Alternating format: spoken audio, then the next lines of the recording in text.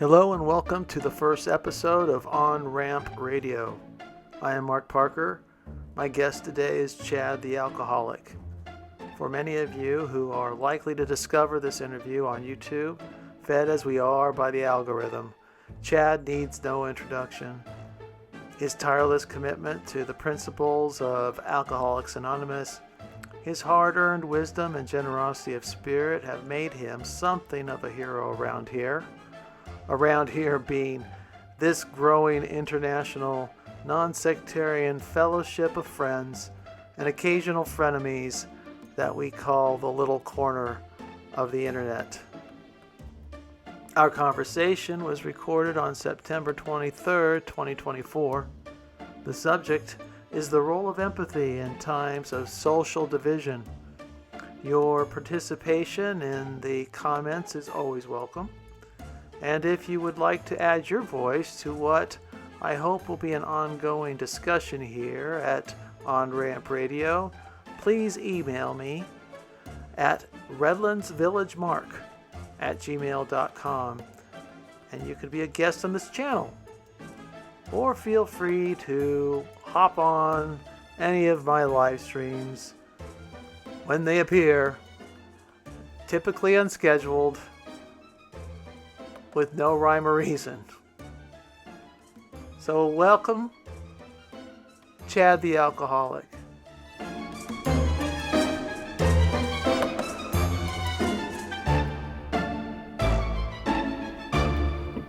I have a working hypothesis, and you can tell me what you think about this, Chad.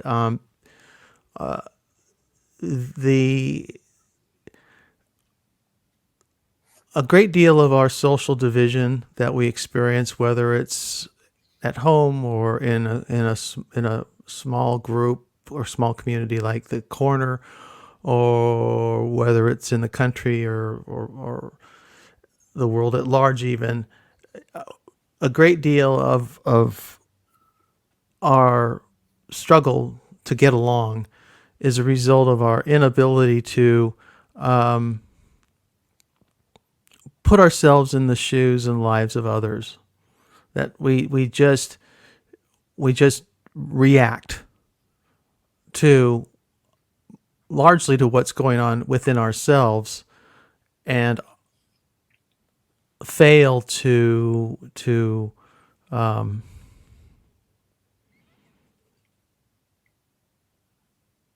empathize, to imagine how others are experiencing the same things, the same data, the same news. How we could call it a failure of imagination, the ability to understand that other ways of interpreting events and experiences of others. So, for example, within the corner, we had the event where Nechama, someone who I hadn't known before very recently, had a discussion with Paul Vanderklay that created a great kerfuffle. She had a live stream. She's only had two recently, and in the last 2 or 3 weeks. And the second live stream resulted in a kind of miniature explosion on the internet.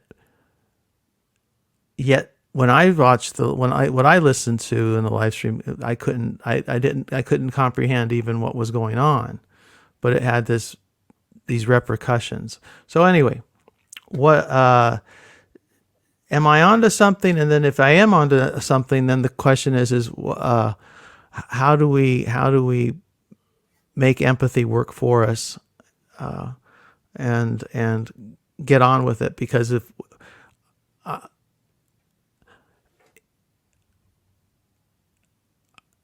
I can't imagine how the corner can possibly survive with its current state of diversity and activity if we don't develop a solution to this problem.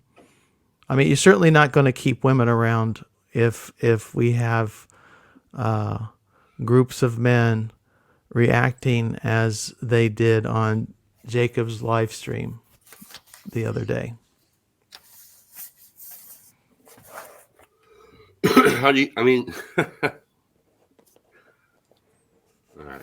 Let's start here. Why are we doing this audio only? And by the way, this isn't just being recorded audio only.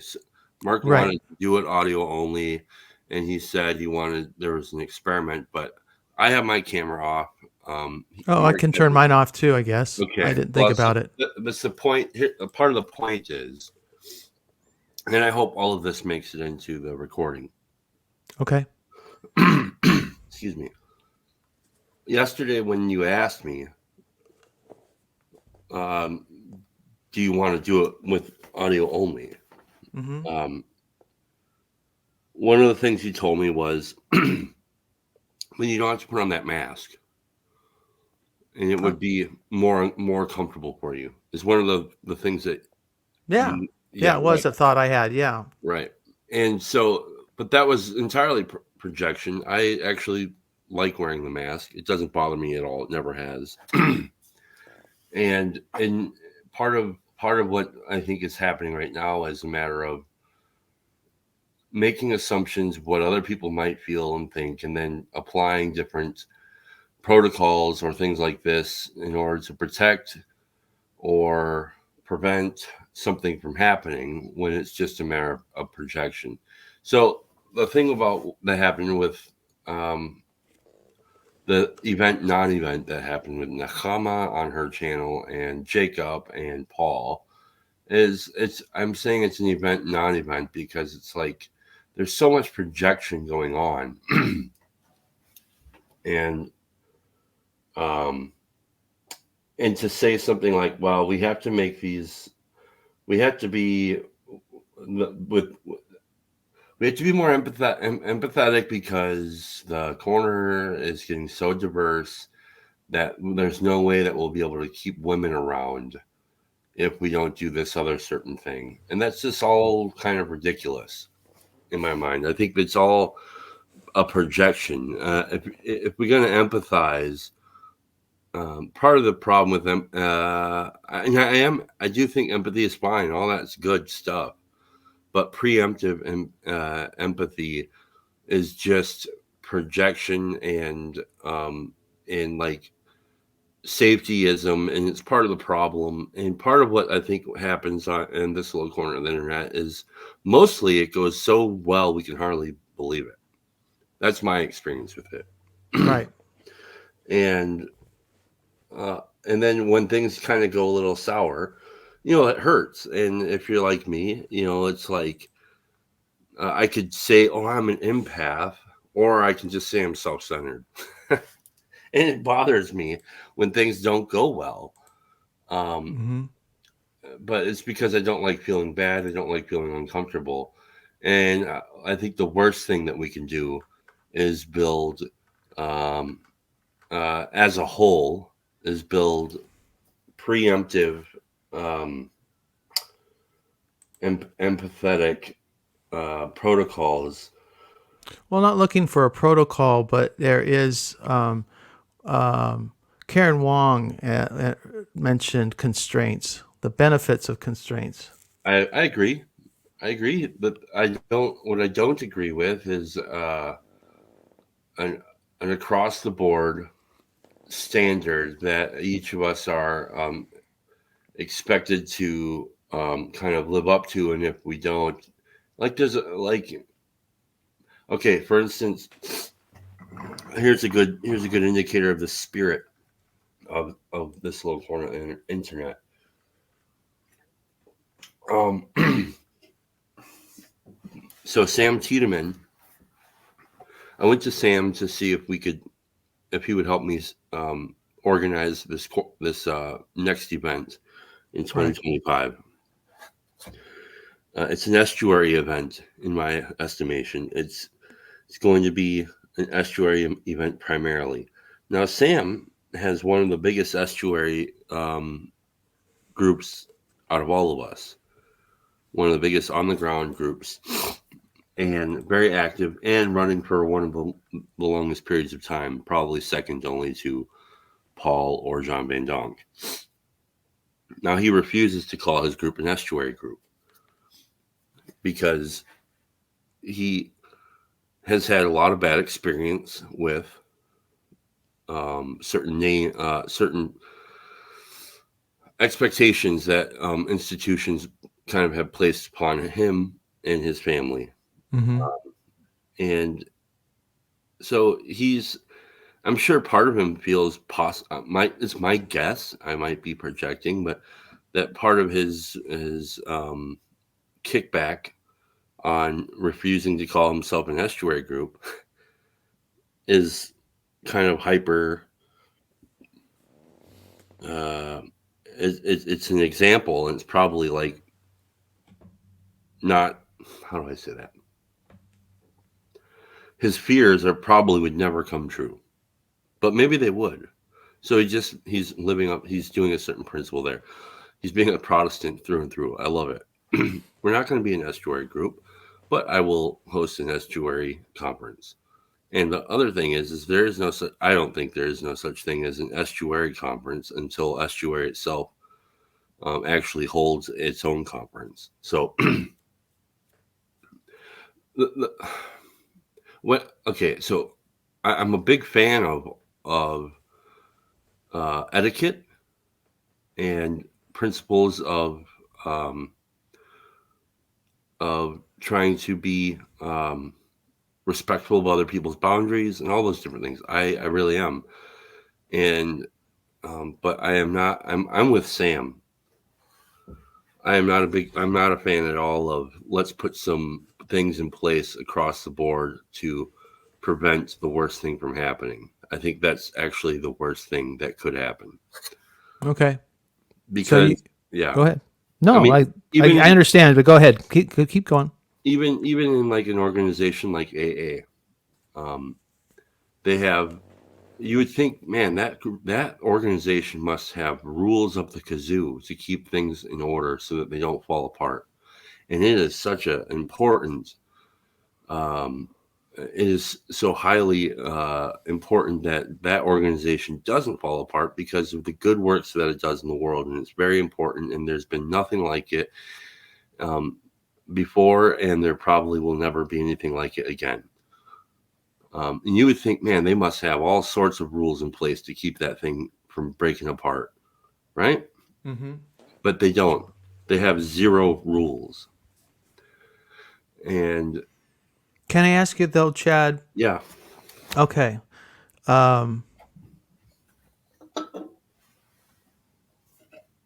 Did you see or listen to all of the reaction live stream Jacob did with Manuel and Tayo and Michael Sartori? I can't remember if others showed up. I saw it all, yes. Okay. I saw almost all of both streams. Both streams. Good. Excellent. So we're both caught up. Yep. Links will be in the description. How would you respond to a man who spoke to your wife like that? It's hard to say. I hope I would respond appropriately.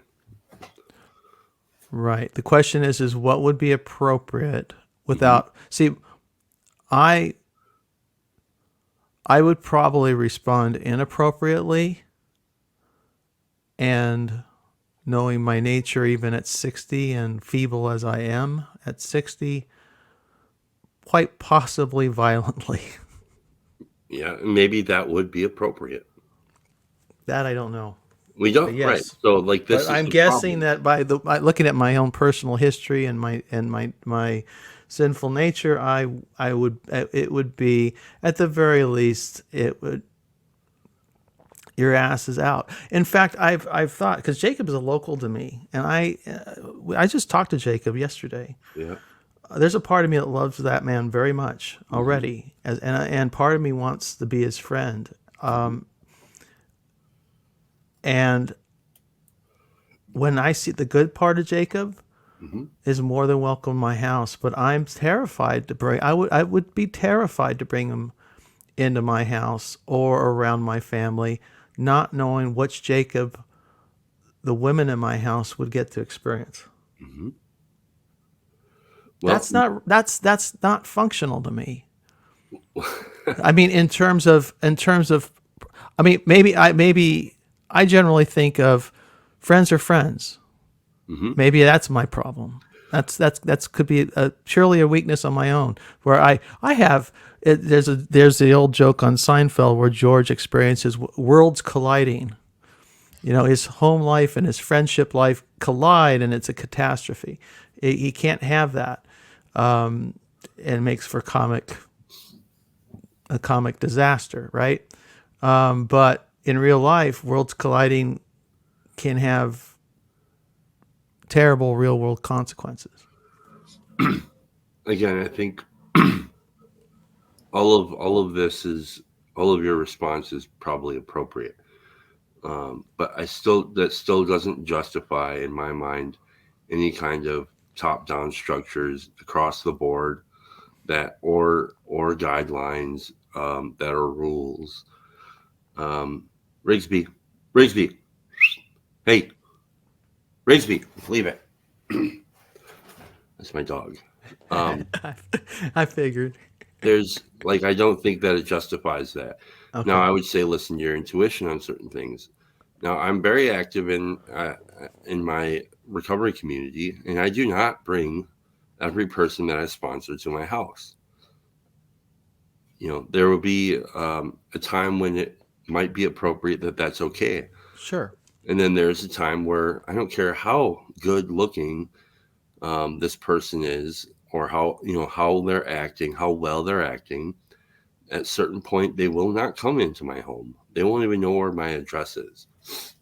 Um, I don't want my neighborhood potentially implicated. I don't want my home implicated in any kind of potential issue. But that's not a rule that anybody told me about. That's just common sense for me. um, if and when that happens, and they are, I can trust that. Oh yeah, this guy can definitely come over. Then yeah, we could do that. But nobody has made that. My sponsor has not suggested that to me or anything like that. It's just paying attention. Um, and um, Well, therapists, social workers, doctors, etc., have they maintain a professional distance. right, and I Um, think that actually professionals and doctors probably are less effective because of all the rules and stuff that they have in place. Dolly, leave it. Come on, get over here. Come on. I, so my point is um, there's an extreme benefit to having suggestion only um, uh, um, expectations. And the way that's how all of this was born. And I try to pay a lot of attention to the structure of the DNA of this little corner of the internet. right. Well, the funny thing is I'm not the one who really originated this idea or the idea of talking about etiquette. Yeah, The subject was brought up by Satori and Jacob's stream, yeah, and he was deeply offended that Nahama left him backstage while she talked to PVK yeah. She and let me. She left me backstage too, and right, it was annoying. But am I going to be offended by this and go like I'm going to take a different approach than those guys made? right. And like, do I agree with the approach that they made or the things that they said? Absolutely not. um, because I really I think the shining star that keeps the lights on around this little corner of the internet is um, each channel's ability to state what their expectations are, and then enforce them how they see fit. You mentioned projection when I talked about doing the audio, and I was projecting on you Yeah. discomfort with wearing the mask. Although, in fairness, I've heard you complain about how bad it smells since you've quit smoking, and and sometimes you're visibly sweating after Yeah. a live stream on it. Mhm. So, but fair enough. I was projecting, but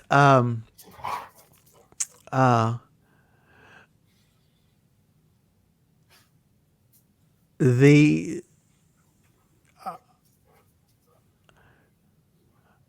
I wonder if you're projecting on me the idea that just to talk about empathy. I'm just curious. Well, how did? That's the wrong way of asking it. I'm wondering if why you assumed that a discussion of empathy would involve top-down constraints. Hmm. Well, part of it is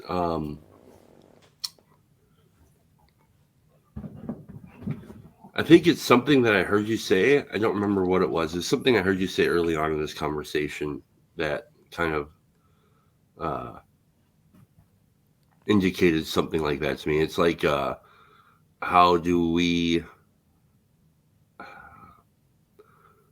how do we handle certain situations or something? And so that's part of um, what I think was happening there.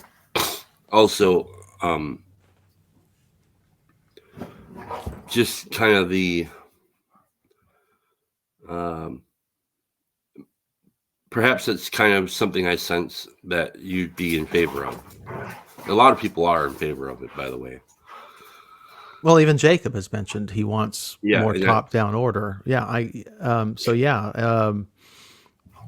but well, and the whole idea of of at least describing some form of live stream etiquette. How that's I mean that would be that's something else too, and that was again that's not really something that I've supported. I might one of the points I haven't brought it up yet. I don't. Well, I may have mentioned it in the live stream yesterday. That if you watch Nechama at all on her two live streams, one of the first recent live stream, she brings up that how she isn't interested in having broad, wide open discussions with men she doesn't know. mm-hmm, She grew up in a family and tradition where her interaction with males was limited to family, mm-hmm, brothers, father, uncles, maybe cousins, and that's most of it. She had a very different life experience than what most Americans, at least to my knowledge, are used to. Even though she herself certainly sounds like she was raised in the United States. Uh, and so her channel, I could understand. It sounds to me that she has very strict expectations for where she wants to take her channel. And she's described them at length. It's really interesting. She yeah, ultimately wants to be off YouTube and everything. She wants to have her own server, her own little sandbox to work in on the internet. yeah, yeah, yeah. Uh, And I have some issues with it, but only because um, my dogs are going nuts right now. they're great. Dolly, No worries. No worries. Rigsby, relax. My issues with it are that um, when people might use this platform to bolster or to build something, and then take what they want and leave, and that's very parasitic in my feeling. So there's a point a couple maybe a year ago or longer where Nechama's entrance into the corner um, was held up and uh, made possible by Jacob's channel. And um, and the only reason why anybody knows anything about her is because of Jacob. And then, then she's going to come on and say that she doesn't want to, she doesn't want to talk to certain people or do this or do that, but she wants to still use the attention of people to get what she would like. And then basically, like she said, um, leave all of this behind so she can have her own. Mm-hmm. Well, that's fine. You can do what you want. I just don't like it because I think it's parasitic. Yeah. And I've seen other people do the same thing, and I don't Right. like it at all. And so that's my issue with it. You're free to do as you wish. Obviously, you will do as you wish. Um, and so that's my only problem with it. I think that she handled the situation perfectly fine and actually quite well. She was practicing what she preached as it was happening. And also, I think it's interesting that, she didn't name any names, but people who thought that she might be talking about them um, were offended by it and sitting in the waiting room. And so, I don't know. Right. And then nobody would have known that if nobody would have said anything. I probably wouldn't have even found her channel if I didn't get Right. the name Nechama Gluck mentioned in the title of Jacob's video. Right. And so you just got a bunch of bullshit, childish games, Right. which is Right. a working feature Of the corner. of the corner. It is not a bug. It is a feature. It's an annoying feature. Right. Right.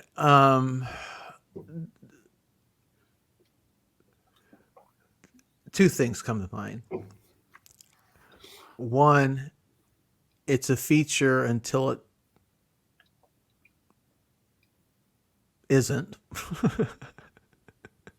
And there may be no solution to it. Okay, I'm not saying we don't want a solution that is worse than the disease, right?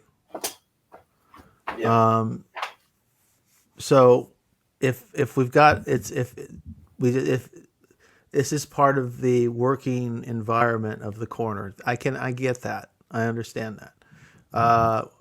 On the other hand, like I said, I don't want to. I'm just curious how much I want to foster relationships with people that I'm afraid to expose to my wife. But like you mentioned, there's the AA experience you have, and there's so this is all very complicated. Well, let me ask you what is the corner, this little corner of the internet for you? Well, it's for me. It does center around PVK in terms of what I saw, and I became involved when I recognized not that it wasn't happening. It was happening long before I recognized it, but when I really understood what he was accomplishing with young men. Mm-hmm. I saw one too many randos, I guess, and I looked and said, wow, now I get it. I get what this man's ministry is about. And then I could support him. That was kind of my ultimate on ramp. That's when I jumped in and started supporting PVK, and then I started talking to the rest of you. Right. So what is he doing? Well, that's really interesting, isn't it? I mean, he is essentially pastoring individuals one-on-one through this mutually respectful model for dialogue and social interaction that he and Van Donk have put together called Estuary. And he's as well as he's filtering and highlighting, curating internet content for personal enrichment and community building at some level. So he's building an online church. Whether any of us want to call it that, it seems that it's certainly an online ministry. It has no formal structure necessarily, but for me, and he's modeling behavior. He's he's taking he's taking some of Jordan Peterson's work and he's refracting it through his lens as a Reformed church pastor, I suppose. And that your question is very good, Jad, and I've not thought about it in depth, but that's my off the cuff response. I hope I answered your question at least enough to keep the conversation going. Well, what is it to you? To me, I wanted to just join in and learn and participate and then take what I learn and bring it home to my local on the ground situation at my church in my city, my family. Mm-hmm. The side benefit is I'm developing friendships that I didn't expect to really. Mm-hmm. And so there's relationship building, and I'm a little overwhelmed by all the people I'm becoming emotionally attached to, and with that emotional attachment involves things like when I see or hear somebody having something happen in their personal life, they're added to my prayer list, and they're people I really worry about and care about, and I have questions about for them, like, oh, how's Ann doing with the pregnancy? And I worry about these things, and I go back in my own memory and think about, well, what was it like when we were having our first child, and Right. on and on and on and on, and it scales out. My dumbar number personally is probably very low. It's probably 30 before the system gets overloaded. And that's something I never even think about. I never think about Dunbar number stuff. I don't either. I'm just saying though, hypothetically, I don't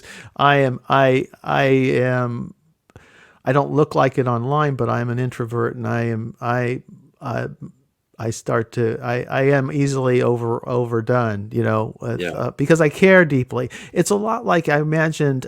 You remember recently when Nancy died, and I watched PVK go through that with the family, on just watching a little bit online and watching his interaction with Freddie, and listening to how he was talking about the disruption to his routine and the plans he had to do and the work he had to do with the family and the funeral, etc. Yeah. And I thought, my goodness, this is why this man has a small church. He could not possibly have a church of thousands and care this much with this level of depth and quality. Yeah. That's why I love him. He seems to be a guy that really handles what's in front of him. And I like that a lot. I want to ask you, do you think Nechama is stupid? Oh, no, not at all. Do you think she's helpless? No. And neither do I. And that's why, I think my guess is that almost anybody that comes through and discovers this is neither stupid nor helpless, and I wouldn't want to treat them that way. And I think that's what a lot of regulations would do. And what about, instead of regulations, though, Chad, we thought about just recognizing sin when we see it and helping each other deal with it.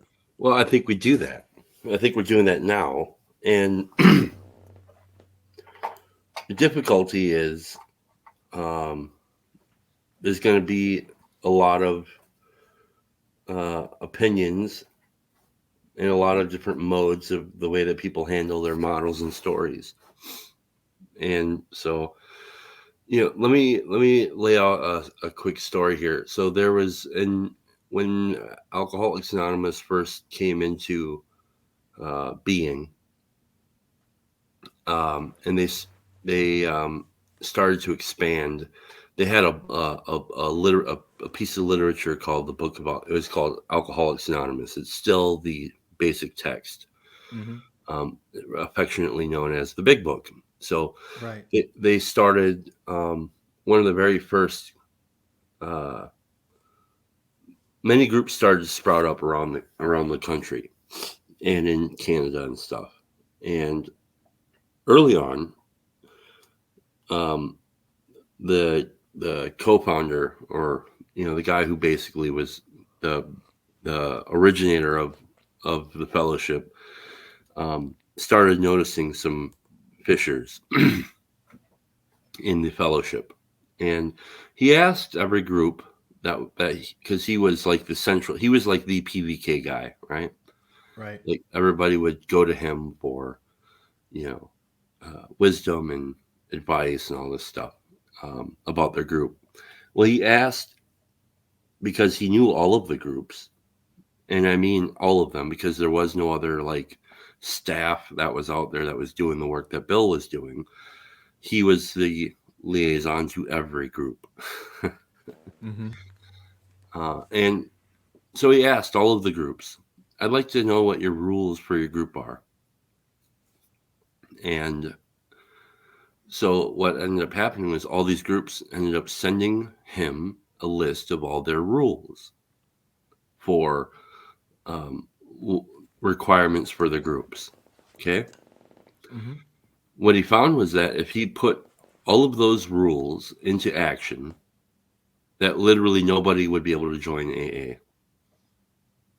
And that's a disaster. Right. And Interesting. Is that all in that book called Writing the Big Book? yes, Or did I it's in find there. it? Yep. I got the okay. Oh. And it's also in the book Alcoholics Anonymous Comes of Age, which was a history book written by Bill Wilson Okay. of the first 20 years. That's a really good book. I would start, excuse me, I would start with that one, and then I Okay. would do Reading the Big Book. Or Okay. I'm sorry, Writing the Big Book. Both are my favorite pieces of literature involving AA. So from there, he started noticing all these different problems that were happening within that fellowship, and uh, somebody brought to mind or asked him if he had ever heard of this group called the Washingtonians, and he said, "No, I'd never heard of the Washingtonians. Who are these guys?" Well, it turns out the Washingtonians were a fellowship that were meeting together 100 years before AA ever existed. And they were guys that were alcoholics who couldn't stay sober, who eventually found that if they were to work with each other, have conversation, meet with each other, care for each other, that they were able to stay sober. And that organization or non-organization ended up, some of the numbers say that there was like 100,000 members. All right, this is 100 years before AA. So AA hits the world in around 1935. So 100 years before that, Okay. Right. 100,000 people were associated with the Washingtonians. That's a lot Hmm. of people in Right. a time with no And internet, no a radio. smaller population too, considerably smaller population. Yes, right. And so they ended up having no suggested. Um, it's more than etiquette, but they didn't have anything that would protect them from themselves. And they ended up getting into the conversation around abolition and um, temperance. And because of that, they basically fractured and broke overnight. They went from 100,000 to zero practically overnight. Hmm. And Bill Wilson was like, "Holy shit, I never heard of these guys." And it's like, that's really sad. You have not heard of these guys. And so he took their experience plus the experience that he was seeing in AA at the time, and he was inspired to write something called the 12 Traditions. And the 12 Traditions are a set of principles that are highly suggested, um, and they are suggestions for how your group stays active without breaking and dying. And the importance of your groups staying together is vitally important um, because alcoholism doesn't give a shit about you or anybody else, and this seems to be the only answer to the problem that is scalable. And so he writes these 12 traditions and says these are going to be our 12 tenets to ensure that we don't die. And what's interesting is they are not rules, but they are suggestions. They're really strong suggestions for your group. They're indicator if your group is a group that is uh, an AA group, if you guys aren't doing these things, it is highly likely that you will die. And if you don't do it, and the group next door to you doesn't do it, and the group next door to them doesn't do it, and all you guys die, then there will be nobody here to help the new guy who is suffering from alcoholism. And then we will one day ask ourselves, do you guys remember that group or that organization called AA? Whatever happened to those guys? And you see how that would just be a tragedy. Rigsby, Sure. leave it. Um, Right.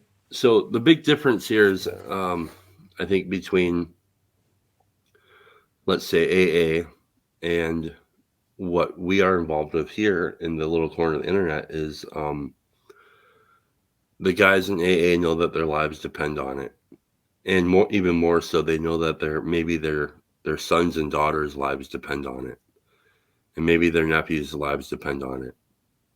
You know, they want AA to be there for those who may show up someday at the door of the worst place that they ever wanted to be, which is an AA group. Nobody ever wants to go to that.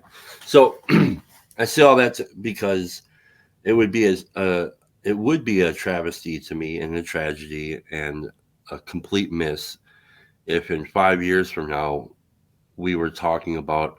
Do you remember that thing called this little corner of the internet? Like that would Yeah. suck No, I because agree.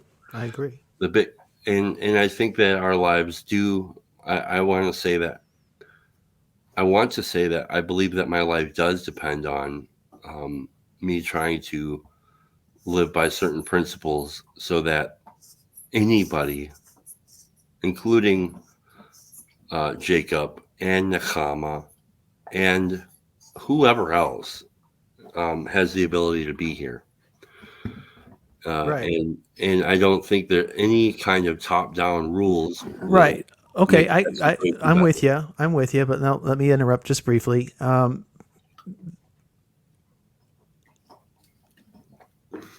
I'm not suggesting that we exclude anybody, even for poor conduct. I suppose there's a limit to anything, of course. Just But I think you can from your own channel. right. But I've not. But see, that's the thing is I've yet to have to do that. And I only did it once accidentally when I didn't realize I had permanently banned Yon God after the Yes, yes. yes, and um, so it took me some time to figure that out. But that was an intentional sort of thing in terms of the permanent ban. I thought I was just blocking him from a specific chat. Right, and we all learned a little something from that. How do we move forward when we let people in on our streams? Like, so Right. there's things we learn as we go along that need not be codified. Right. Yeah. On the other hand, it's there. It seems like though, can I don't even have a list in mind. So I'm just saying hypothetically, can we have a suggested code of conduct? Can we say one thing that we may want to avoid would be telling people they need to go away, or maybe we need to say refrain from saying reacting to people emotionally in the moment and screaming at them. If you don't agree with me, you're the problem. These are two things I've heard commonly in when it gets hot around here in the corner on these streams. Mm-hmm. Um, uh, And it's not just it's certainly not just Jacob. That's others. I'm one of them. I've handled things very poorly in the past and recent past. My first reaction to whatever happened there wasn't the best. Like I could do better, and maybe part of it was maybe do nothing. When in doubt, say nothing. Yeah, but see, uh, it's unlikely that would be No, that I it's would do that well. because I'm Sometimes we need so to express ourselves to process what yeah. we're dealing with, and that's what motivated me. Actually, I didn't. I didn't have any. I didn't. You're the first person I wanted to talk to on this subject because of your first reaction. And you say that wasn't the best reaction. No. But the funny thing is that's motivated me to pursue this subject, and I want to pursue it with others and go further in depth. I don't. So The where I initial was, framing could be all wrong. yeah. My working hypothesis could be all bullshit. I get all that. But I had to start somewhere, and so I'm pitching it. You're the lucky bastard that gets pitched to first. I'm Sorry. happy to talk about this stuff because this topic has been a topic that I've wanted to talk about since the beginning.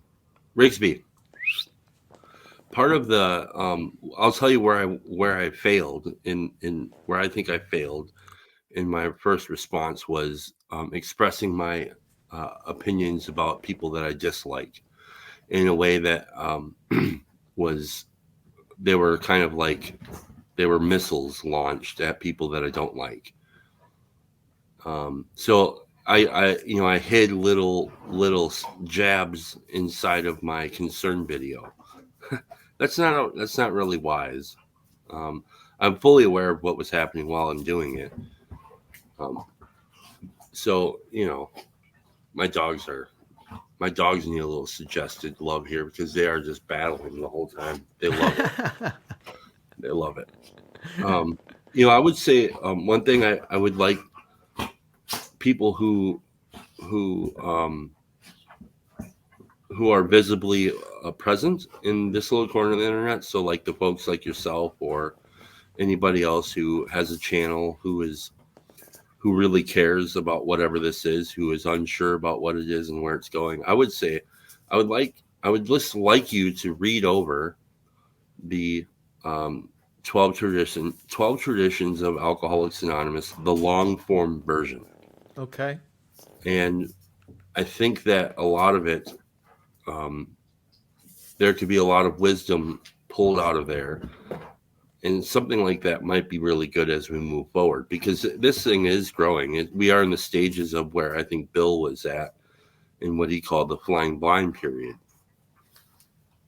And so that's where we are. It's really interesting, like when you look at the history of that organization and how they came together and how they grew and what all happened. There's some ridiculous parallels that you'll find in the writing the big book. You'll just be like, good grief, how? And there's just patterns of how things that are good and powerful take shape. Um, so the 12 traditions, the long form, are very powerful suggestions. I don't think they all apply exactly because one of the traditions that they have is we don't have AA as a whole doesn't have an opinion on any sect or religious body or any political opinion whatsoever as an organization. Now, each member has their own opinions. Right. Um, we're down to about 10 minutes. I'm looking at the clock. Yep, I'm looking too. Uh, so we're good. We're good for another 10? Or Yeah, do you need, okay. Uh, maybe go, even 20. okay, good. I'll go as long as you got. But I know you have to go to work. Uh, let me shift just a bit. Part of my concern is the well-being, the emotional well-being of all parties, not just those who get raged upon, Hmm. but but those who are raging, those who are like, let's just go to nothing controversial in the moment, like the election. And I'm at a moment now where I'm much more concerned about the emotional well-being of my political opponents than I am for the outcome of the election.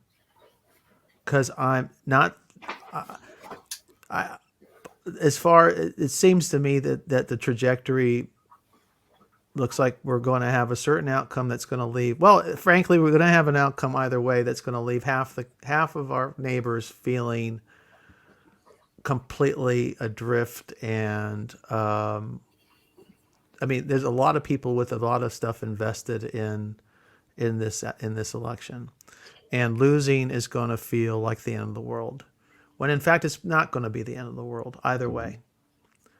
And I'm trying to figure out how I can possibly be there for them, because a lot of them are my family and they don't vote the way I do. Hmm. And I'm prepared to lose and continue on happily, just as I have I been doing. I'll change absolutely nothing about myself based on the outcome of the election. But I have family, extended family, and friends at church who they're already in meltdown, and nothing's happened. But if their candidates lose, I just I'm afraid. And not that they will, they'll get through it, but there are some people on the margins who won't, and we seem to specialize with people on the margins emotionally here in the corner. So on the subject of empathy, it's not so much about constraints or rules in my mind. It's about being there for people at the deepest possible level that we can possibly be, to help them get through their crisis.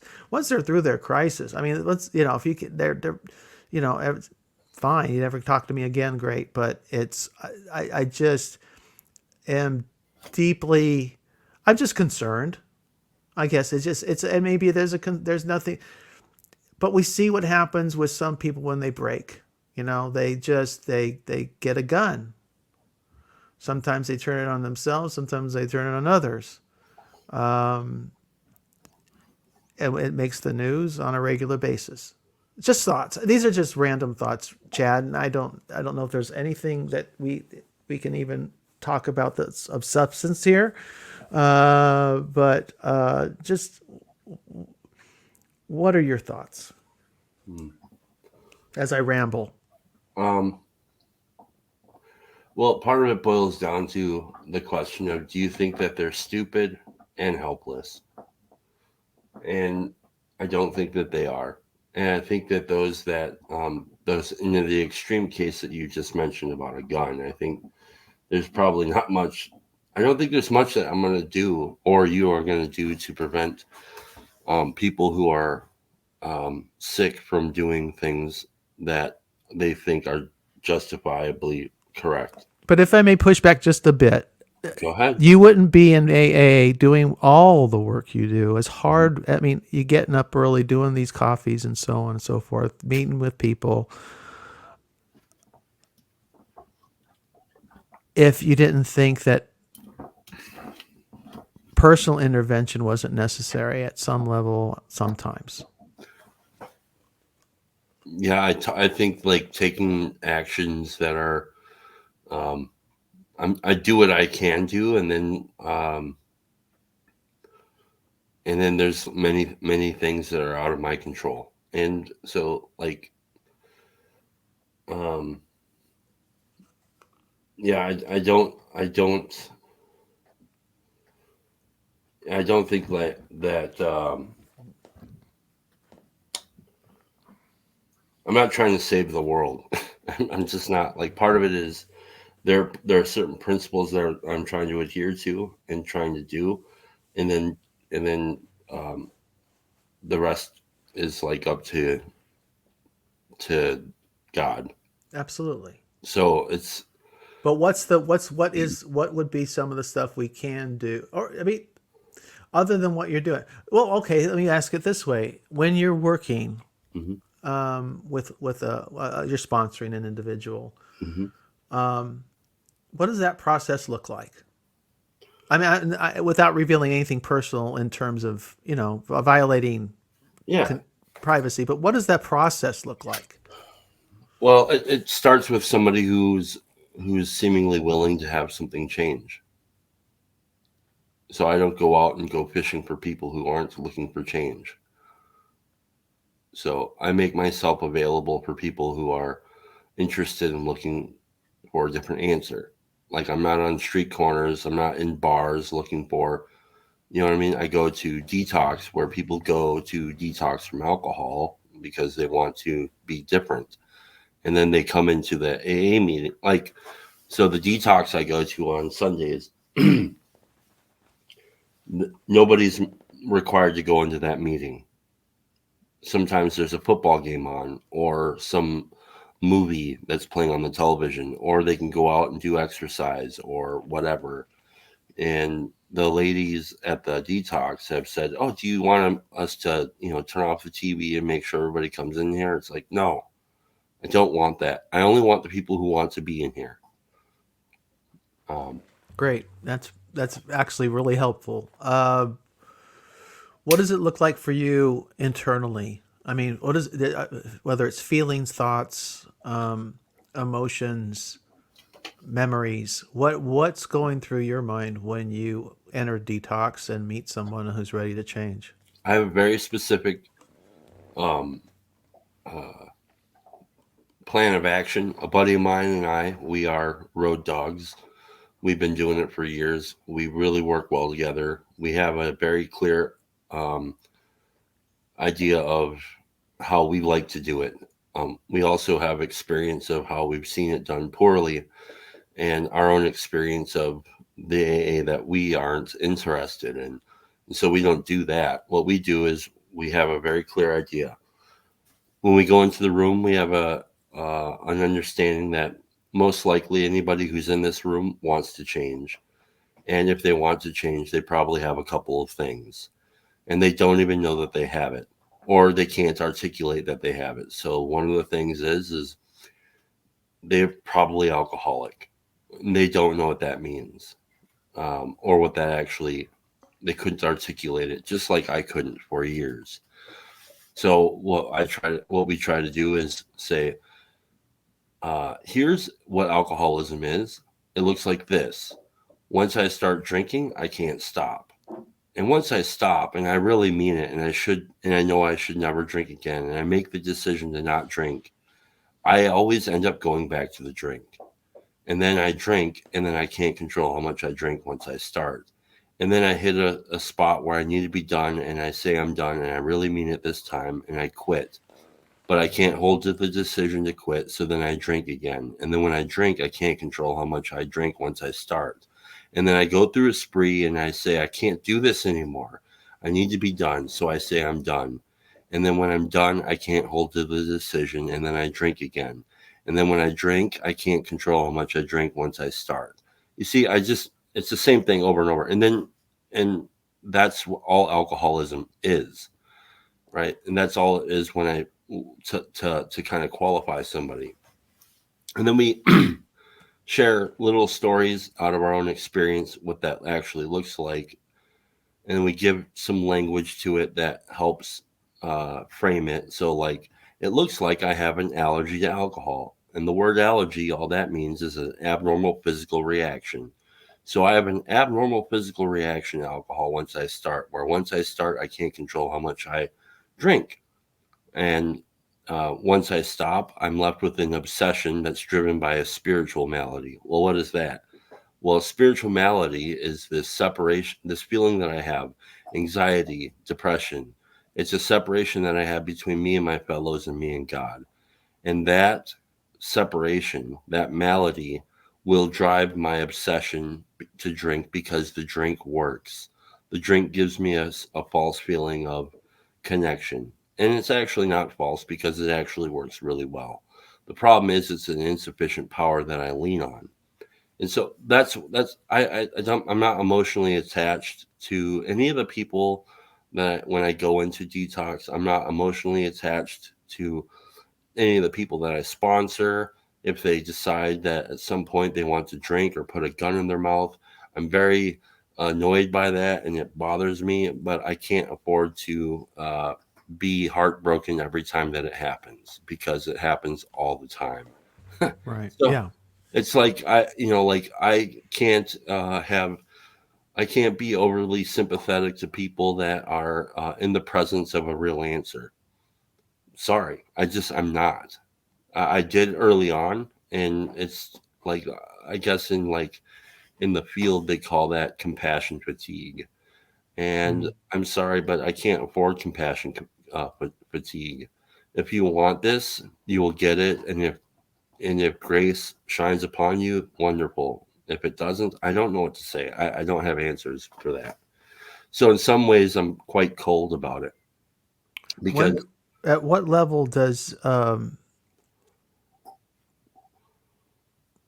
oh, okay. Well, I was going to ask you at what level does your work with AA overlap with uh, the work you're doing in the corner, and do you consider it work, or is this all just play and hobby?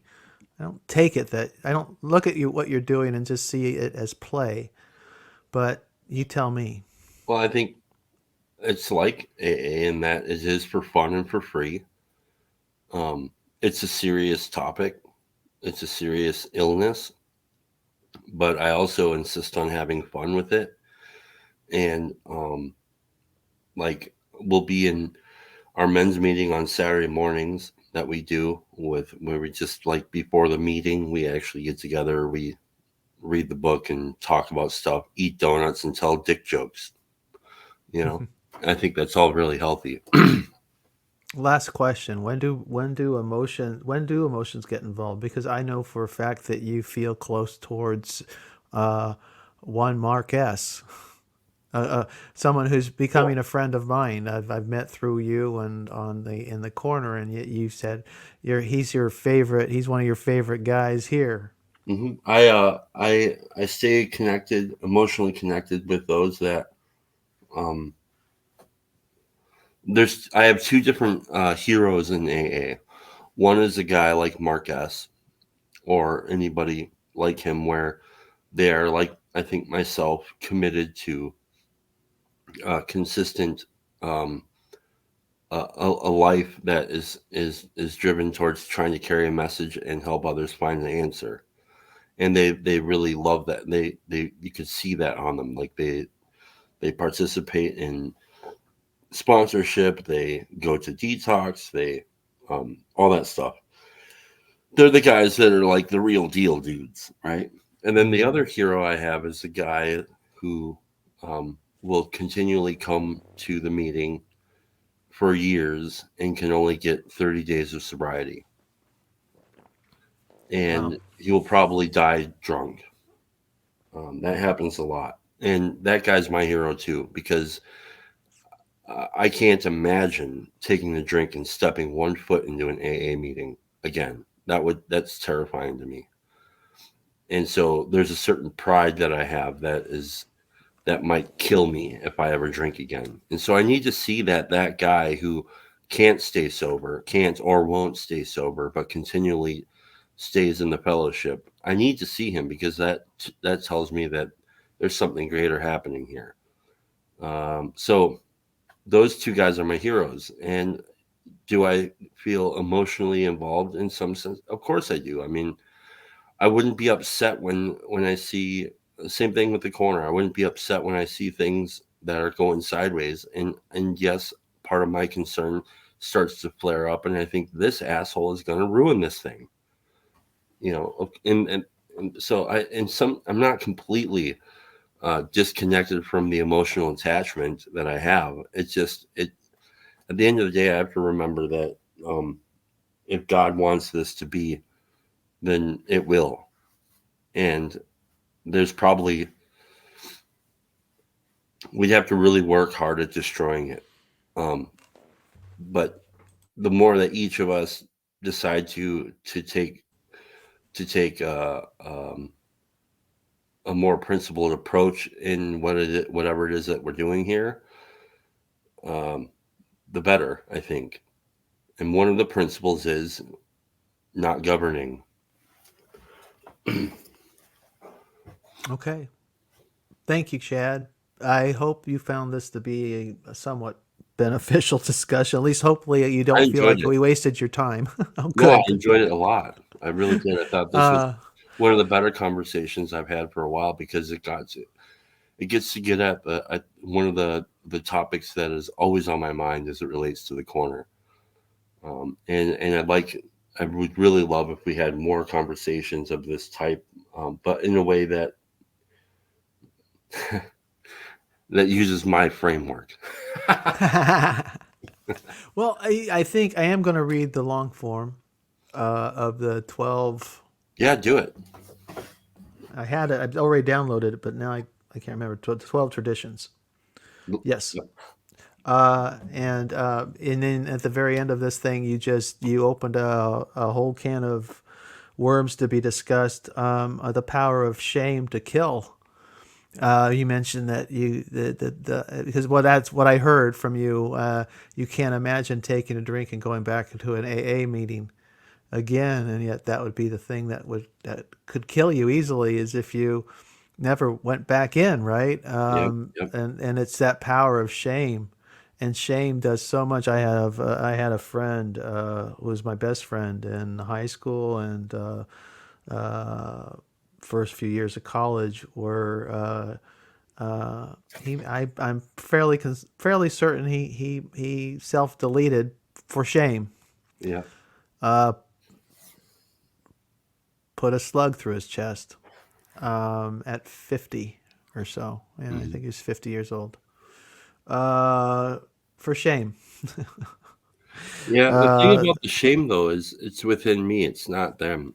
oh, absolutely. But how do we reach? That's the ministry of Christ, or the work of the disciple, of anyone who's devoted to God and interested in helping others, is to how to reach into to be either to get alongside that person in such a way that they can start to hear God and feel get, deflate some of that shame, or to disempower it, or I mean, it's the Lord's work. I understand that, and yet Mhm. somehow we're supposed to play a part in it, and that's what this whole discussion is about. Is how do we do that? I guess. Pay attention, pay close attention.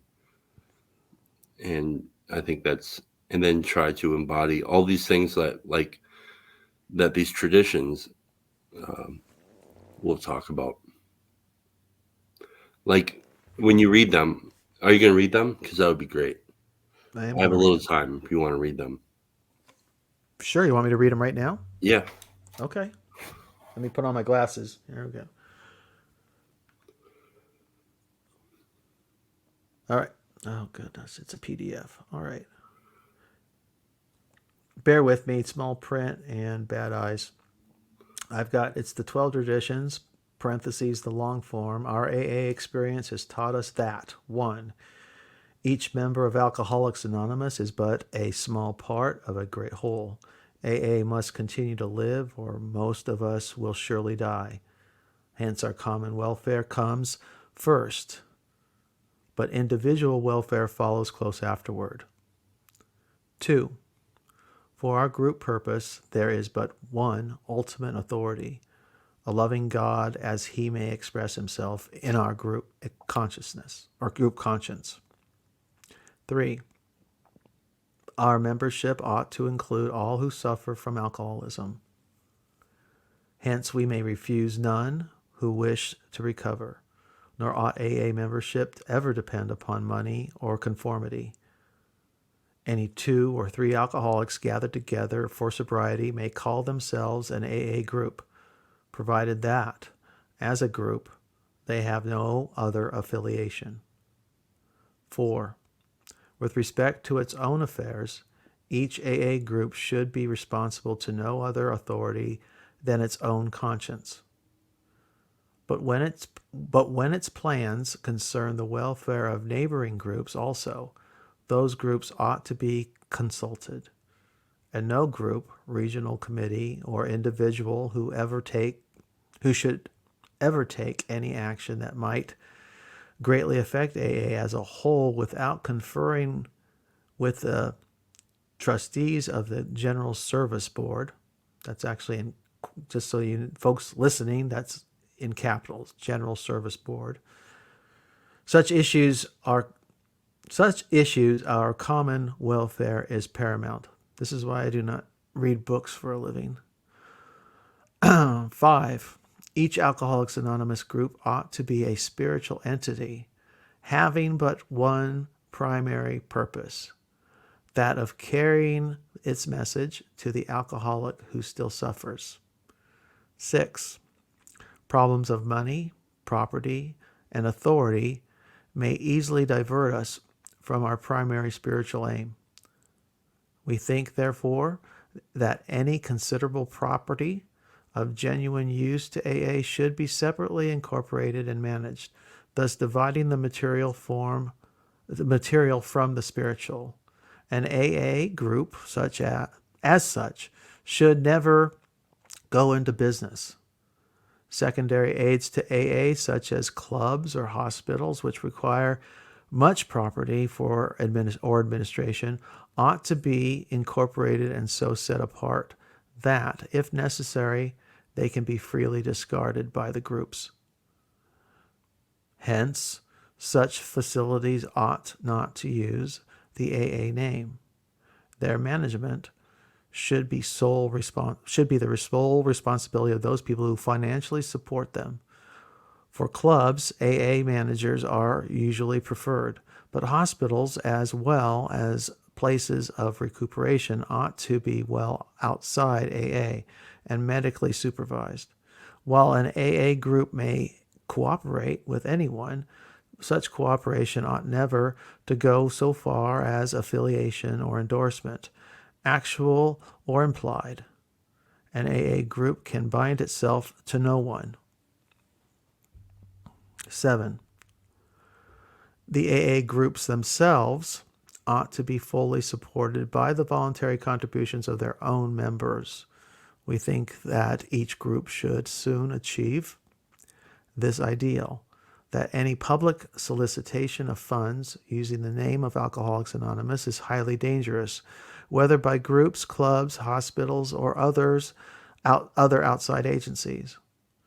That acceptance of large gifts from any source or of contributions carrying any obligation whatever is unwise. Then, too, we view with much concern those AA treasuries which continue, beyond prudent reserves, to accumulate funds for no stated AA purpose. Experience has often warned us that nothing can so surely destroy our spiritual heritage as futile disputes over property, money, and authority. 8. Alcoholics Anonymous should remain forever non-professional. We define professionalism as the occupation of counseling alcoholics for fees or hire. But we may employ alcoholics where they are going to perform those services for which we might otherwise have to engage non-alcoholics. Such special services may be well recompensed. But our usual AA 12th step work, I'm unfamiliar with that phrase. Let me restart the sentence. But our usual AA 12th step work is never to be paid for. 9. Each AA group needs the least possible organization. Rotating leadership is the best. The small group may elect its secretary, the large group its rotating committee, and the groups of a large metropolitan area their central or intergroup committee, which often employs a full-time secretary. The trustees of the General Service Board are, in effect, our AA General Service Committee. They are the custodians of our AA tradition and the receivers of voluntary AA contributions by which we maintain our AA General Service office in New York. They are authorized by the groups to handle our overall public relations, and they guarantee the integrity of our principal newspaper, the AA Grapevine.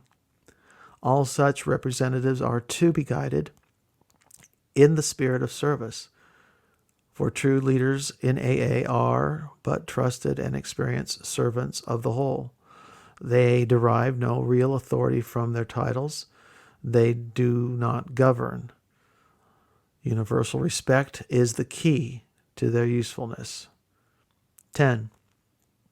No AA group or member should ever, in such a way as to implicate AA, express any opinion on outside controversial issues, particularly those of politics, alcohol reform, or sectarian religion. The Alcoholics Anonymous groups oppose no one. Concerning such matters, they can express no views whatever. 11. Our relations with the general public should be characterized by personal anonymity. We think AA ought to avoid sensational advertising. Our names and pictures as AA members ought not be broadcast, filmed, or publicly printed. Our public relations should be guided by the principle of attraction rather than promotion. There is never need to praise ourselves. We feel it better to let our friends recommend us. 12. And finally, we of Alcoholics Anonymous believe that the principle of anonymity has an immense spiritual significance. It reminds us that we are to place principles before personalities, that we are actually to practice genuine humility. This to the end that our great blessings may never spoil us, that we shall forever be thankful. Let me start that over, Chad. This to the end that our great blessings may never spoil us, that we shall forever live in thankful contemplation of Him who presides over us all. The end. Thank you. Thank you. No, that was an excellent recommendation, a great way to close the conversation. I appreciate the time, sir. Thank you. Have a great day and God bless. All right, you too. Bye-bye. Bye-bye.